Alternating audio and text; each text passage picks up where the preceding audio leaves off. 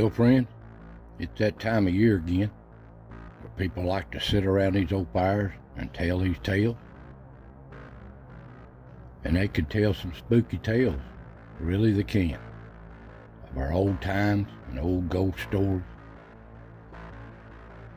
of old things through these woods and these mountains. And some are just made up, but some are not. Some are really strange. In fact, it's stranger than fiction, I'm telling you. So I'm going to share with you some of the old experiences I've had and my family and close friends in these old mountains. These old mountains hold a lot of secrets. So I'm going to share with you and refresh some of my old stories and clips of some of these old, strange, and bizarre stories of these mountains.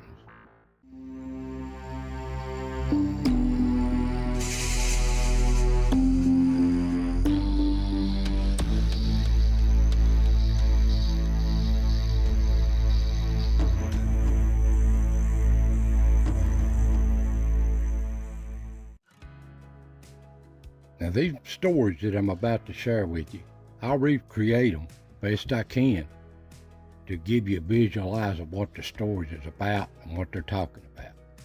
But what better stories can you get than from our old elders? They know a lot of history and a lot of things that's been passed down to them too. And they like to tell these stories. My grandmother here, she could tell some really good stories. I love listening to her, but I was too young to really appreciate it. But I can remember as a young child, before I started school, she could tell a mean story, like Rawhead and Bloody Bone. That story stuck with me all my life, and I've got a video on it too if you want to watch it. But anyway, my grandmother's family come out of Union County, East Tennessee, and they're just generations of farmers, and they got Cherokee down through the generations. We've been here for 300 years in these mountains, my family, and we've got Cherokee in the 4th generation, 5th generation back of Cherokee heritage. Now, she grew up, like I said, in Union, Claiborne County in East Tennessee, in the farm life. And she would tell me little stories about when she was young that was told to her and things that had happened. She was telling me about her aunt, which would be my great aunt, lived on a farm in Claiborne County, Union County line. And they would see Native Americans on the farm just appear all at once. Anytime they done any digging on a certain part of the farm, just a certain part of it, that they would be Native Americans appear out of nowhere and then disappear. And once they was out working in the cornfield, and she said she was working down on the ground, and something was pulling the combs out of the back of her hair. And she turned around and jumped up, turned around to see what it was. And there was an old, looked like Cherokee Indian standing there looking at her. Scared her to death. So they know that they was trying to tell them not to do anything on a certain part of their land, so they never would do it. They left that part of the land, let it just grow up. They thought it was maybe a ceremonial place or something, a burial plot. But anyway, as she got married, she raised her family in the coal fields of Kentucky and Tennessee, growing up back in the early 1900s. And they lived in coal camps like this, she would tell me. Hard life. She raised her kids, and she lost a few kids too in burial. Had to bury them from sickness and birth. And she used to tell me there was an old house in these old mining camps once that nobody would live in. It would just sit there vacant. It just rotted down. They would hear the voice of a child crying. from time to time, and nobody would live there.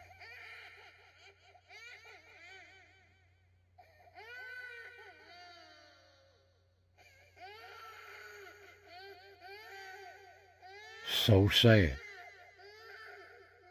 So sad. She swore by it too. But all these mining camps are tore down and gone. Think of the past. So many babies, you got to understand, so many babies back in them days died. They didn't have the medical care that they had nowadays and for sicknesses and stuff. And these little graveyards and these mountains is full of little babies. Most are never marked. A lot of them died from typhoid fever back in them days, run rampant in these mountains. And Spanish flu back in the early 1900s. So much tragedy. And she'd tell me stories about she would go see her babies late in the evening when he got off work, and it'd be about dark, and they would hear somebody singing old religious hymns in the graveyard. In the background, never did know where it's coming from. Somebody singing to the Lord.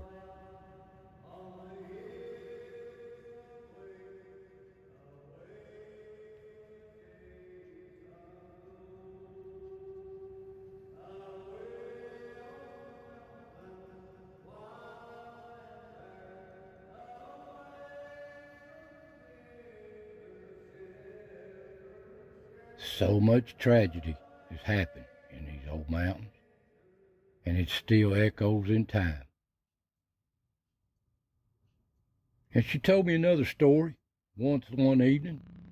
She was there and it was about dark. And there was a woman in a white dress or a gown floating across the graveyard just above the ground. And they were amazed because Grandpa seen it too. And it just faded away. They didn't know what it was. They tried not to stay there after dark anymore. But anyway, our elders know so much history, seen so much tragedy over the years, and their stories need to be remembered and passed on. So many are forgotten. So many are lost in time. But I'm going to share with you another little story of a good friend of mine here in Clearfield, Tennessee, of a story he told of his mother told him of an old ghost story. Kurt, what's an old story that your mom told you out of these old mountains, her family growing up, that you remember? Hey, my mom was a great storyteller. She could tell you stories all day and all night. She told me one particular story that used to scare me really bad when I was a kid. We'd all families back then, there wasn't no internet, and we barely had a TV back then, every now and then. And families they bonded more. They were, they sat around and tell stories and stuff. And all the elders like that had stories. And she told us one story of a family, and there was 3 brothers in that family. And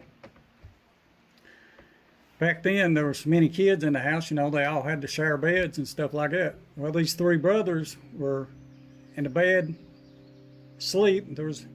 And the one over behind in the bed next to the wall, he said he woke up during the night and said there was an old looking woman standing beside the bed, and said she had on a blue dress and real long white blonde looking hair, and said her eyes was real kind of red looking.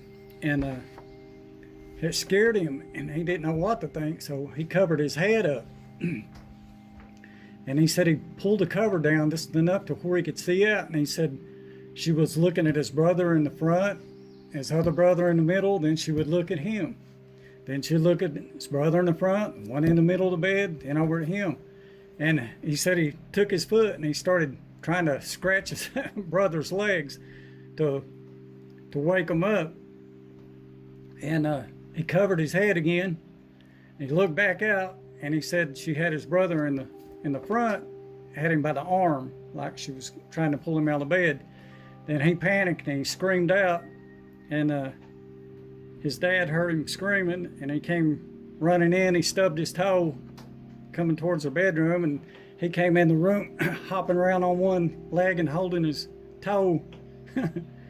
And their dad said as soon as he opened that door and come in that room, he said that said it was like a puff of blue smoke. You know how smoke just evaporates and goes away? He said that's what it looked like. Said it's just like a puff of blue smoke that evaporated and went away. Oh, that's a scary story. Yeah, I wouldn't wanted to see nothing like that. Me neither. Well, thanks, old Kurt. That was a good story of his mother told him.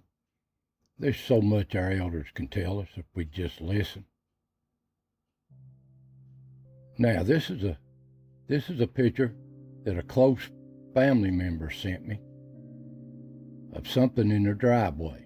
They'd been having trouble. They'd moved into this house, and they'd started having trouble, and they put one of them doorbell cameras on their front porch. And this is what they filmed one night. They'd been hearing noises and stuff around the house, and this is what they captured. You tell me what that is. Can't explain that. And speaking of old houses, this is an old house I visited down in Braden Holler, Claiborne County. An old house, a really old house. This is old Bill's. I'd made a video on this. And I was looking through my pictures, and we caught something up in the window.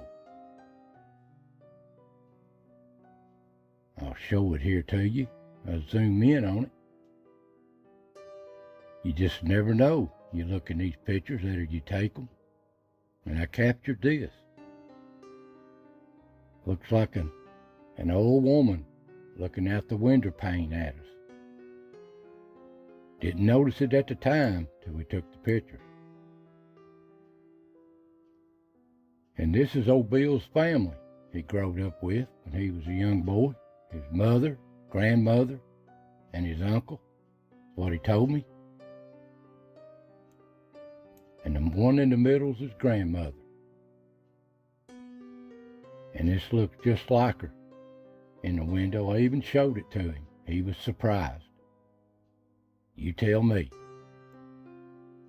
Strange thing.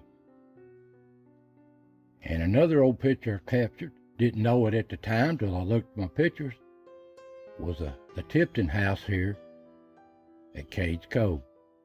I caught a picture of this when I looked at it. In one of the window panes out of the side window. Does that not look like somebody? Look like two faces in the window to me, looking at me. It's so weird. You just never know. And I've been back a couple times since and never caught that picture again. Never seen it. And speaking of old houses, I spent a couple days and times at an 1840 plantation house I'd made a video on. I'll show you a glimpse of what I did find in it, the most mysterious. It's an old slave quarters above the kitchen. They'd been renovating this place, and I heard a noise, so I filmed on my way up there, above the kitchen. I didn't film nothing in the video. I panned around here. Maybe I'd catch a picture of something. But I didn't catch it on video. They'd been remodeling the old bathroom here. And I caught this on a picture, on a still. What is that?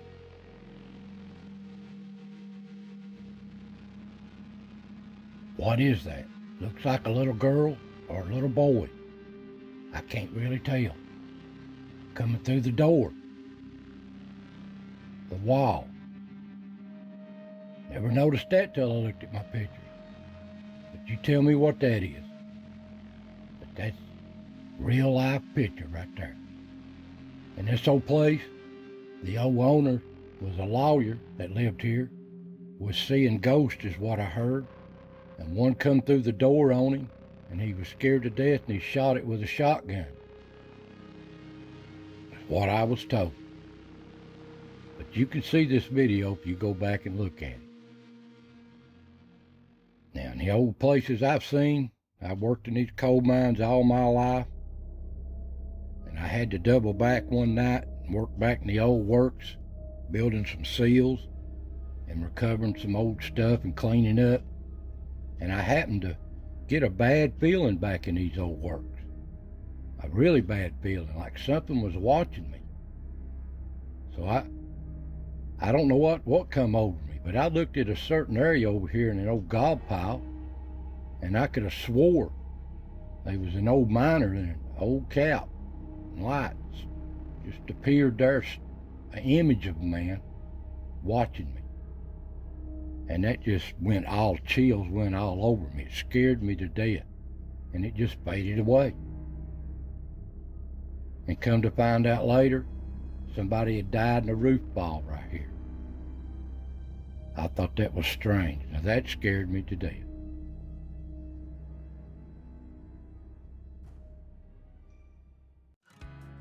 As far as these mountains go, I couldn't find a happier place on earth that I'd be than in these dark, deep woods of these mountains. But it holds so many mysteries and secrets. But I love to be in these old woods. Every chance I get, I just feel just natural. Just natural. Just listening to nature, enjoying the scenery and the peace and quiet where you can just find yourself. But I love being in these woods. And I'm going to share a story with you of something that happened to me once while I was hunting at a younger age. Well, I'm going to share a little story with you. Back in my younger days, I hunted a place here. I had a strange encounter. I never did to this day figure out what was going on. But I'll share it with you. Back about 79, 80, I was hunting a place down in Powell Valley, Claiborne County, against Cumberland Mountain, one of them ridges that comes off the mountain, down the valley. And I was hunting this ridge, and I'd hunted it a few times, but I found this hidden little valley that was plumb full of oaks, plumb full of them. And it's about this time of year. I'd done hunted it a couple of times and killed a bunch of squirrels out there. Well, one morning I was hunting it, and you know, I'd just sit down and listen. You could hear them dropping the cuttings, and you'd ease over to that tree, and you'd get your squirrels, and then you'd let things settle down, and you'd go to another tree. Well, in between them trees, I heard something coming through the woods. I mean, tearing the woods down. You could hear it way off, but you know, you couldn't see. If you're lucky in a clear place, you might see 50 yards in them woods. But where I was at, it was less than that. But I hear something coming through them woods, tearing the woods down. Well, I said, here comes either a bear or a deer or something, spooked, getting out of there. He was moving on. Well, I said, well, it might have to defend myself or something. So I got ready, and it kept coming. I could see limbs breaking. I could see limbs moving and everything as it got closer and closer. And when he got about, I don't know, 30 yards from me, I could really see it was breaking limbs off 3, 4, 5 foot high, just breaking them off, shaking the limbs, running through that thick brush in them woods. But I never seen nothing. And it just kept coming towards me. He got down to within probably 10 yards below me. And I could still see it breaking limbs off and old dead trees and shaking them and moving. And he just moving on. But I never seen a thing. By my eye, it was invisible. I could see the limbs breaking, the limbs are shaking, tearing trees out and everything going through there, and it was moving on. But I never seen a thing. It's like it was just an invisible something going through there, wide open. If it'd been a bear or a deer, I would have seen a glimpse of it or something. No, I never did see it. And it finally just went right on out of hearing right on out through there on that ridge. And things settled down. But I'd never seen that again in my life but that one time, and I never figured out what that was. Now, that was weird. I'd never encountered nothing like that before. So, that is a weird story that happened to me that I, still to this day, I can't figure out what that was. So I thought I'd share that little bit with you. I have been in these old woods late at night, the moon full bright up above these ridges, and hear things moving around. And you look around and you wonder, what is that? What's that moving around in the woods? You think it's just a little old animal or something. But these little old animals, they don't have red eyes looking at you. Now that'll scare you. That'll wake you up real quick, stumbling around, blinking its eyes. So I have no answer for some of these things that's in these woods. So that'll sure wake you up right there. You never know what's stirring in these mountains. And some things we never will.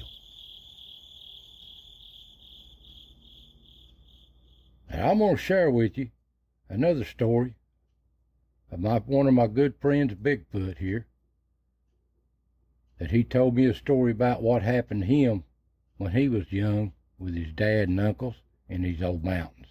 A strange story. Bigfoot used to tell me a story about growing up.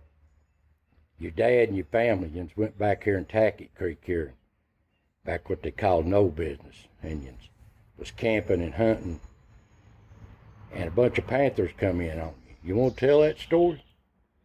Yeah. We went over there and was camping out, digging ginseng. Late that evening, me and my buddy went down to the creek and was fishing. And my dad had cooked supper, and they was up there in the fire. It kind of died down to ashes. And we was down there fishing, and we had a carbide light. And we heard something, and I looked around, and there were two big eyes looking at us. Like scared my buddy to death, and my dad and his buddy was up there, and they went to squalling, get away, get away, get away from here, get away from me. And me and my buddy wheeled with that carbide light and run back up through there towards them, and whatever it was, run away. And we went, it started raining on us. We went back up the creek, found a cliff, and got under it. Built us up a fire. All night long, my dad and his buddy shot eyes coming at us. And the next morning, we went down to look, see what that was out of them. We'd find the tracks, and we did. And it's a big, whatever it was, they was scooting the leaves on the hill. Like scared us all to death. And then a big rattlesnake got out of me. And my dad finally shot his. We didn't stay down there no week, I'll tell you that right now. We got out of there. Whatever them critters was out of us. We didn't know if it was a big panther or bobcat or what it was, but it was big, whatever it was. And it scared us all. And my dad and his buddy weren't scared of nothing. They all had guns. But we still left there in a hurry. And that ended that story. Well, what color were their eyes, if you notice?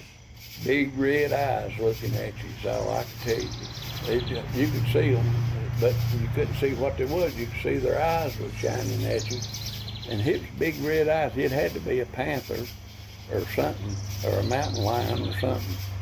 Because where them things had walked, come off that hill, we was right down at the bottom of the big hill, and they'd come off that hill, and they'd scooted the leaves where they'd still. Yeah. And them leaves scooting them. So it had to be a big, it's either a big old mountain lion or a big panther or something. But people have been seeing panthers over there. Well, was that 2 of them or more than 2? They was more than, and one was looking at me. I mean, they was one pretty close to me and Peanut Brown, and was looking right at us. All I could see that light, you could see his eyes, but you couldn't see what he was. Couldn't see the figure. No, but they shot at them all night long. And they kept coming back. They wouldn't run off. They'd just come back. Because there them eyes would be again. Come back. And it was animals, but. What years was that? I don't know. 60s? 50s? No, it was probably in the 50s. 50s? Yeah. Because I was just a boy. I was probably 14 or 15 years old. And you're 80 years old now. I'm 80 years old now. I still remember that. Yeah. You don't never forget stuff like that. God.